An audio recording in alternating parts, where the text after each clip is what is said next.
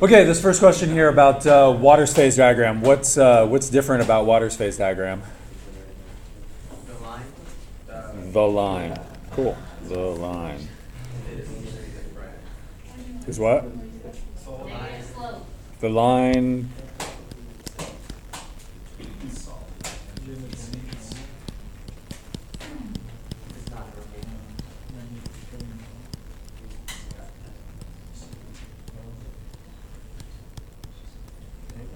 What's the implication? If you put more pressure on it, on a solid form of water, it will turn into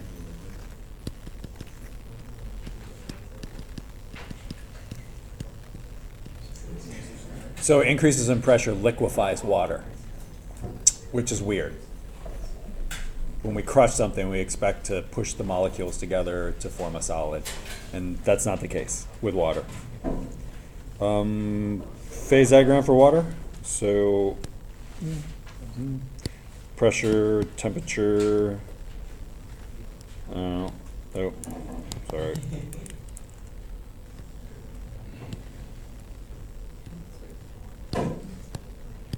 Something like that.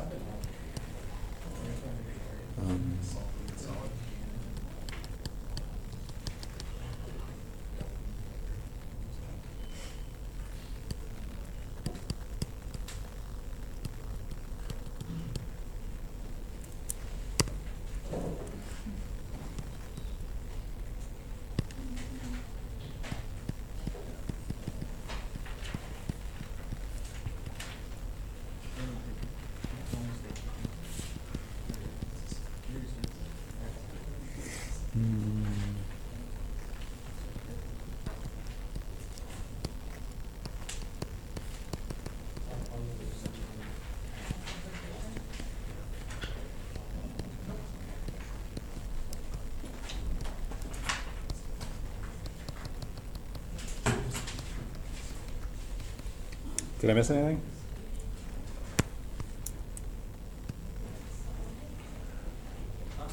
Did I miss anything?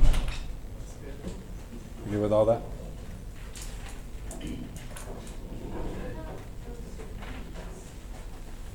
What was wrong? I know, just from the notes on Thursday, Yeah. I just had it had like melt and freeze. Freeze, fuse, same thing. Okay. If you wanted to put boil for vaporization or evaporation, yeah, Oh, those are okay. fine. Okay, what temp is water most dense? 4 degrees Celsius. Okay, and then what happens if I raise or lower the temp?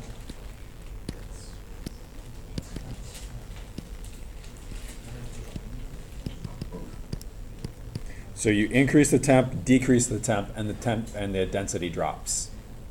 Very peculiar.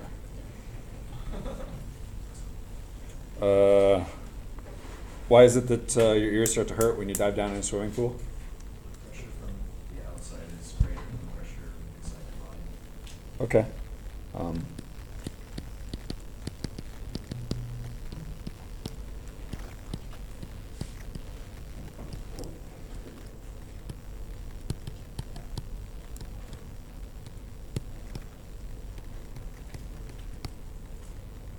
right.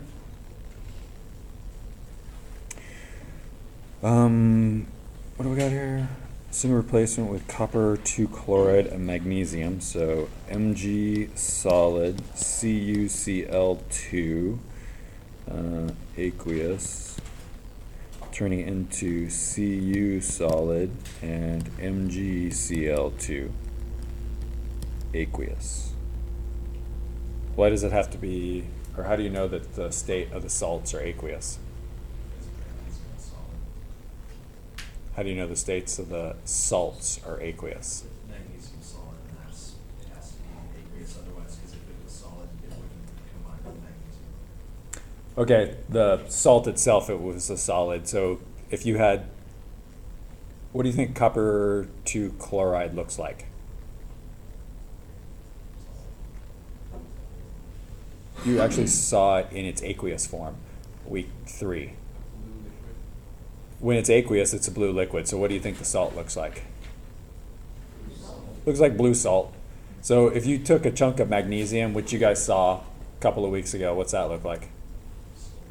Silvery looking metal. If you just took that and threw it into blue salt, what would happen? Nothing. There's no reaction going to occur because the salts in that form, the copper and the chloride aren't going to let go of each other. So you need them to let go of each other so that magnesium can give its 2 electrons to the copper. So it's going to have to be aqueous. So this is going to be a reaction that definitely happens in water. All right, so the balancing was easy. I mean, it's already done. 43 grams and 75 grams. What's left in the container? Okay, so I'll just start with 43 grams of magnesium, and for every 1 mole of Mg, 24,305 grams Mg, and then 1 mole Mg. I'll do 1 mole copper, 1 mole copper. And it's 63.546 grams of copper. And so we'll end up with, so tell me what this calculation does for us. Tells you how much copper can be produced with 43 grams of magnesium if you have enough copper chloride to react with it. Okay, yep. So this is, if I've got 43 grams of magnesium and as much copper chloride, copper 2 chloride as I need, I can make, looks like 112 grams of copper. Do we know that we can make 112 grams of copper? Not yet. Yeah, we don't know that yet. So then I'm going to take the other reactant, 75 grams of CuCl2, 1 mole CuCl2. So 63.546 plus 35.446 times 3. So I get 169.914 grams of CuCl2 and 1 mole CuCl2, 1 mole copper, 1 mole copper. 63,546 grams copper. Okay, so 75 divided by that 169 times 63.546, you get 28 grams of copper. Okay, so what do we know? I know that the copper 2 chloride is the limiting reagent. So right now I can say that in my container I'm going to have 28 grams of copper. I'm going to have 0 grams of copper 2 chloride. And now I need to figure out how much magnesium I've got left over and how much magnesium chloride is going to be made. So how do I take that next step? There's a lot, not lots, but there are a few different ways we could approach this. What do you want to do? Figure out how much magnesium chloride's in the products. Okay, so we can do basically the same thing that we did on the second calculation, except calculate how much magnesium chloride is going to be made instead of copper is going to be made. So it's going to look just like this first one, but I'm going to change it, or sorry, this last one, except I'm going to change it to go to the magnesium chloride.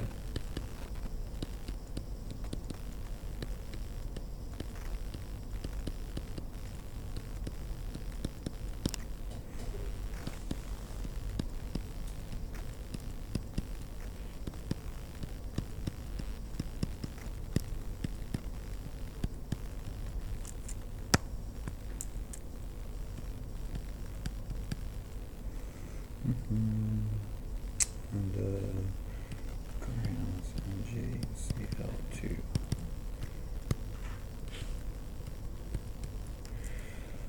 All right, so what is this? 24.305 plus 35.4. Oh wait, I did that wrong. Why didn't somebody stop me? That's wrong. Then say something. Don't say something? How you were right. Why? Because What? I'm never right. Because you're never right? That's not true. That's so not true. 63.546 plus times 2. Yeah, that's 134.458. 134.458. I added 3 chlorines for some reason. So then this number's wrong and that number's wrong. So 75 divided by that 134 times the 63.456. I'm gonna get 35.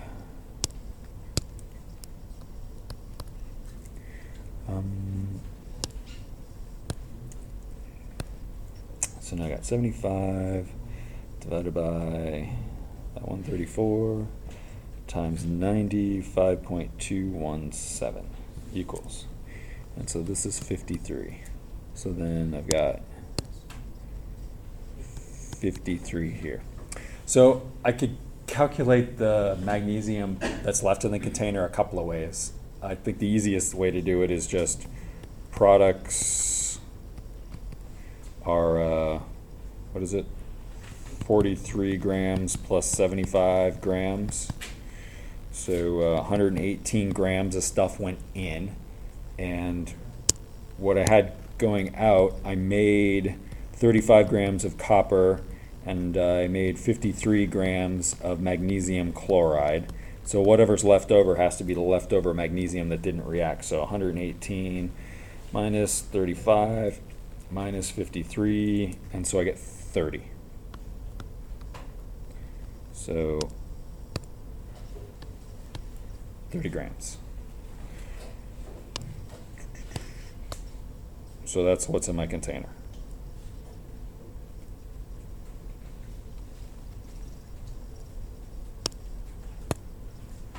How about this one here? This is something you turn into a gaseous state. Okay. Or how about a